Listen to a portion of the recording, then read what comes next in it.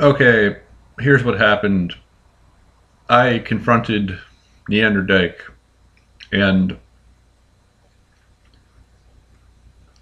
in case you have no idea what I'm talking about, there's a woman I've seen at the gym that's a Neanderthal and a dyke, which is why I call her Neanderdyke. Not to insult her, but just to identify her and label her.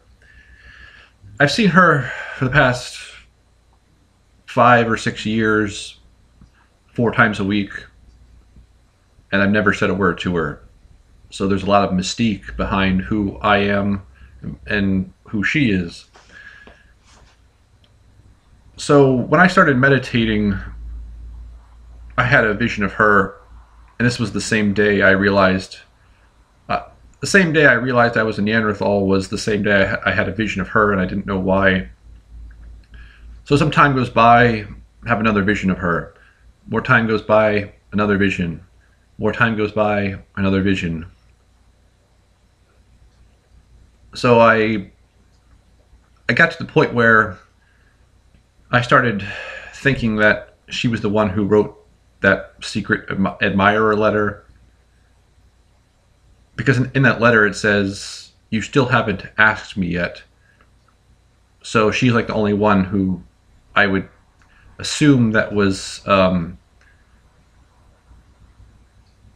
she's like the only person who could say that I haven't asked her yet, because the thing I didn't ask her was if she was anything like a Rothschild or a Rockefeller or anything like that. So today I couldn't take it anymore, so I had to confront her. So I went up to her, and as soon as I said to her, I said, "Can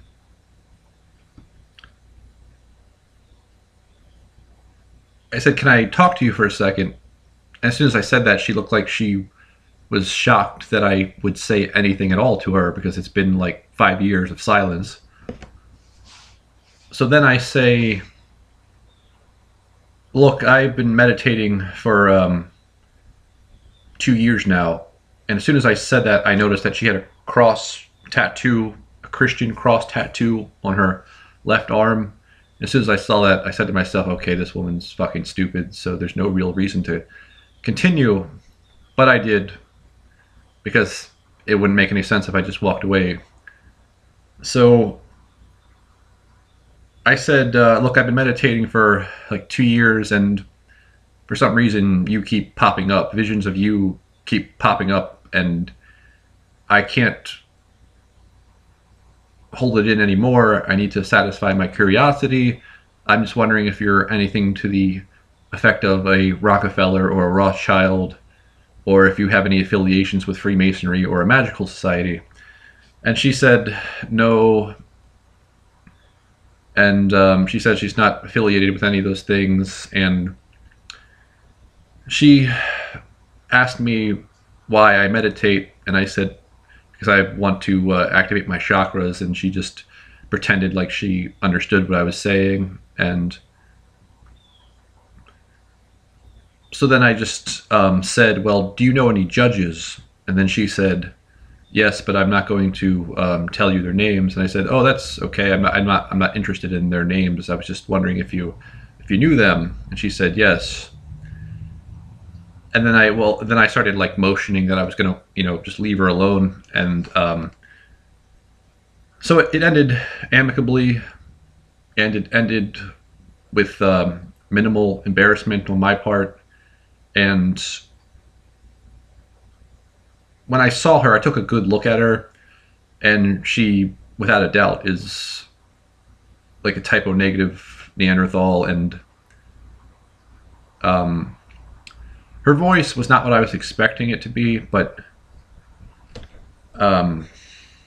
yeah, this is really disappointing, because I really thought this was going to be some sort of like thing where she was going to say, "Oh yeah, I've been waiting for you to confront me for the longest time, and now that you've confronted me, that shows that you're ready for the next step in life." And yeah, but basically, to bottom line it for you, I'm glad I asked, because now I know that this is not the reason why I've been living perpetual Groundhog's Week. So I'm really glad I asked, because it just got it out. I had to get it out of my system. And here's the biggest thing.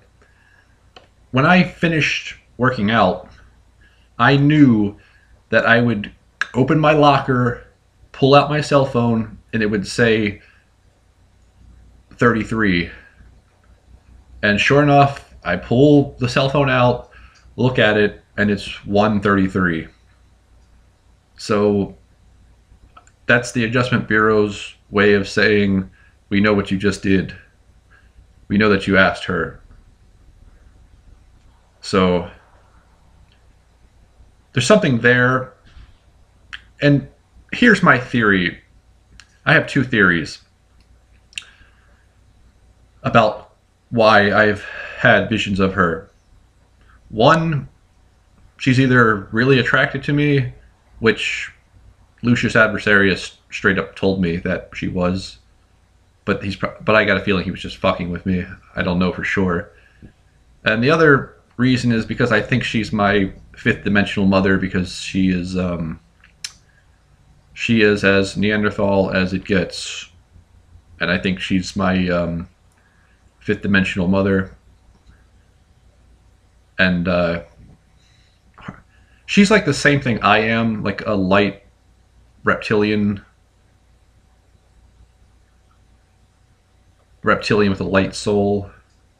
I'm pretty sure she's a retired cop, because she said that she knew judges, so I'm assuming that would probably make her a bailiff of some kind, or a retired bailiff. So that's my story. Funny, wasn't it? And the one last thing I have to say about this is that my TV show writer even implied that I was supposed to meet this woman. He even said it, like, he just straight up said it. You're supposed to meet this woman. And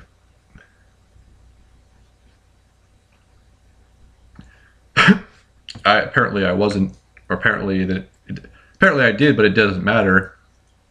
And the one last thing I have to say about this was that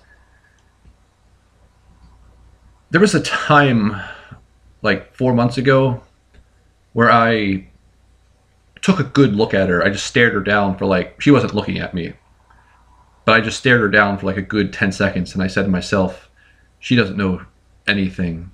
She doesn't know a goddamn thing, because I can tell by just looking at her head.